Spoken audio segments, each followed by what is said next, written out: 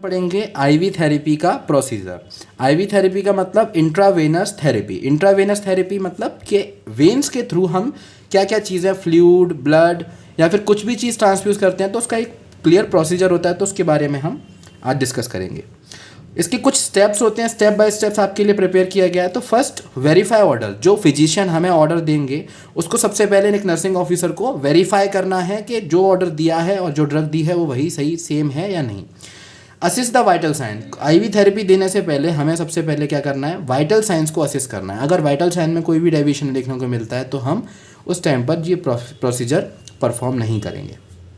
Third, arrange the equipment such as cannula होना चाहिए हमारे पास, क्लीन करने के लिए अल्कोहल स्वैब होने चाहिए हमारे पास, ड्रेसिंग मटेरियल होना चाहिए हमारे पास, एडेसिव टेप होनी चाहिए हमारे पास। बाकी सारी चीज़ें, जो भी चीज़ें इक्विपमेंट नीडेड हैं हमारे पास, तो वो सारी चीज़ें हमें अरेंज करनी है। एक्सप्लेन प्रोसीजर, ये एक वाइटल एलिमेंट है हमारे किसी भी प्रोसीजर का, जिसमें हमें पेशेंट को कोई भी प्रोसीजर करने से पहले एक्सप्लेन करना होता है कि हम आपके ऊपर ये प्रोसीजर करने जा रहे हैं। Perform hand hygiene and use sterile technique. Sterile technique हमें इसके अंदर यूज़ करनी है, हैंड हाइजीन भी स्टेराइल यूज़ करना है, क्योंकि ये एक इन्वेजिव प्रोसीजर है जिसके अंदर पेशेंट के बॉडी के अंदर कुछ चीज़ आ रही है, तो प्रॉपर हैंड हाइजीन हमें परफॉर्म करनी है और स्टेराइल टेक्निक से परफॉर्म करनी है। Prepare IV drip and hang it on the IV stand 1 metre above the patient's head. सबसे पहले हमें पेशेंट की साइड को पंक्चर करने से भी पहले हमें आईवी ड्रिप को प्रिपेयर करना है। सच एज 100 ml का अगर एनएस लगाना है या फिर 500 ml का एनएस या आरएल लगाना है, तो वो सारी चीज़ें हमें अरेंज करके रखनी है पेशेंट के बेड साइड पे ही।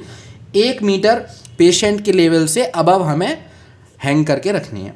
Perform hand hygiene again. Then अभी हमने एक प्रोसीजर इसमें ये कर लिया कि हमने ड्रिप को कनेक्ट करा तो हमारे हाथ अभी गंदे हो गए, तो इसलिए दोबारा से हमें हैंड हाइजीन परफॉर्म करनी है, बट इस टाइम पे हमें स्टेराइल टेक्निक का यूज़ नहीं करना है।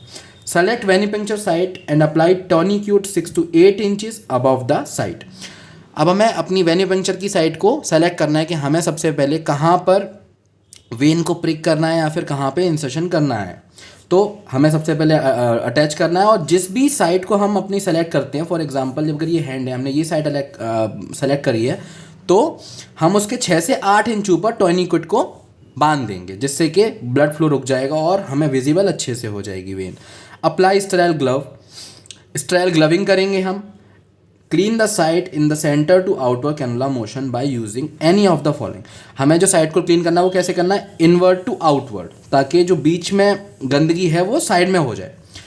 क्या क्या यूज़ कर सकते हैं, chlorhexidine 2%, isopropyl alcohol 70%, betadine 10%, insertion site once blood appear. Insert site में इंसर्ट करेंगे और जब ब्लड दिखने लगेगा तब तक इंसर्ट करेंगे। Advance needle 0.5 to 1 centimetre farther. जब हम निडल को डालेंगे तो 0.5 से 1 सेंटीमीटर अंदर तक डालेंगे, जिसके बाद हमें क्या होगा, हमें ब्लड आना दिखाई दे जाएगा। 1 2 3। जब हमें दिखने लगेगा ब्लड आना, उसके बाद हम क्या करेंगे, टॉर्निक्यूट को रिलीज़ कर देंगे और ड्रेसिंग करने से पहले, स्टेबल करने से पहले कैथेटर को हम इन्फ्यूज़न स्टार्ट कर देंगे, क्योंकि हमें चेक भी करना है कि हमारा जो कैथेटर लगा है वो ठीक लगा है या नहीं।